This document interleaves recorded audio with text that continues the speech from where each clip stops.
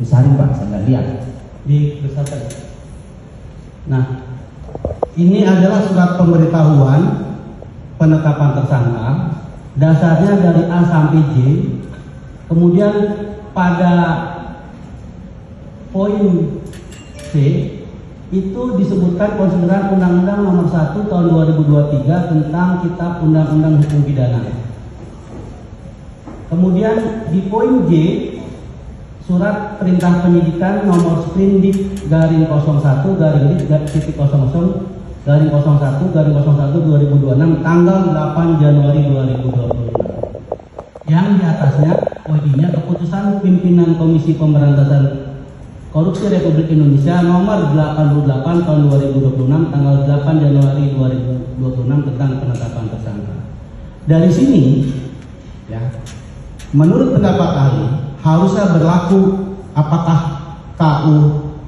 KUHP yang lama atau KUHP baru 2026.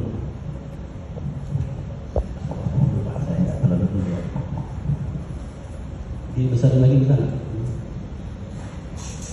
Bulan puasa itu cenderung matang atau mulia yang mulia. Jadi yang mulia, kalau dari surat ini sebetulnya ada yang keliru. Kelirunya adalah satu, dia menggunakan dua dasar yang sebetulnya tidak boleh digunakan dalam waktu yang bersamaan.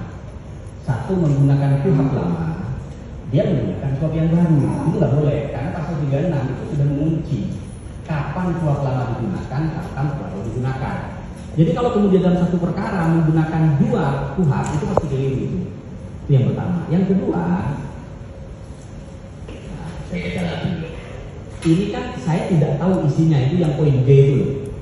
Surat perintah penyidikan Yang poin I, mohon izin poin I, poin J.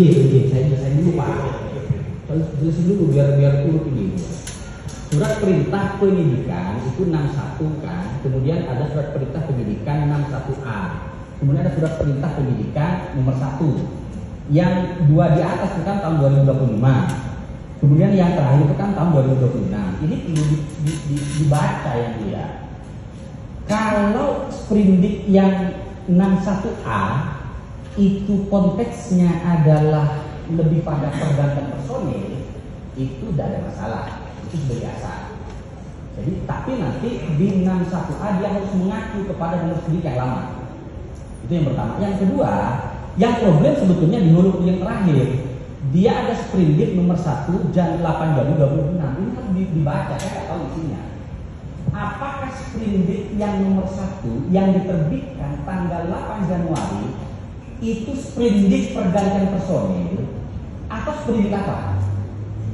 Kalau dia sprindik pergantian personil itu tidak ada masalah, karena dia tetap acuannya ya yang mana? Yang lama, yang tanggal 8 Agustus 2025. Tapi kalau ternyata sprindik yang nomor 1 yang diterbitkan tanggal 8 Januari itu adalah bukan perpanjangan, bukan pergantian personil penyidik, maka itu pasti bermasalah.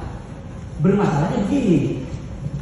Pertama, dia akan menegasikan sprindik yang lama, karena tidak mungkin ada dua sprindik dalam perkara yang sama untuk tersangka, kecuali konteksnya adalah pergantian personil. Itu nggak mungkin.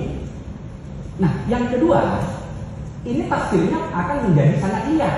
Berarti sprindik nomor 1 tanggal 8 Januari 2026 itu adalah menghapuskan sprindik yang lama, sehingga mulainya penyidikan itu mulai tanggal 8 Januari 2026. Maka kalau itu yang dipakai, maka mestinya dia menggunakan yang baru. Cuman problemnya yang mulia itu di poin I-nya. Pada tanggal yang sama ditetapkan tersangka.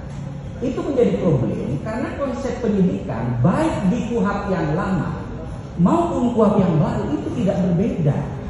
Saya jelaskan begini yang mulia. Ada 4 tahapan konsep penyidikan. Yang pertama adalah dia serangkaian tindakan penyidik. Pasti tidak akan tunggal itu.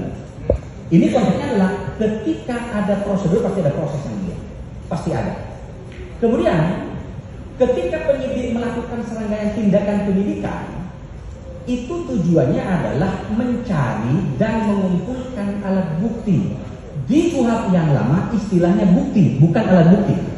Tapi di KUHP yang baru itu ditegaskan mencari mengumpulkan bukti. Jadi serangkaian tindakan penyidik yang tidak tunggal tadi itu diorientasikan untuk mencari dan mengumpulkan bukti atau alat bukti.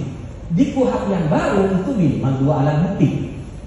Baru kemudian ketika alat bukti itu dikumpulkan, penyidik tidak boleh membuat. Ya, dia harus menjadi mengumpulkan, itu beda. Baru kemudian terang tindak pidana dalam konteks unsur-unsur deliknya. Baru setelah itu adalah endingnya adalah penetapan tersangka.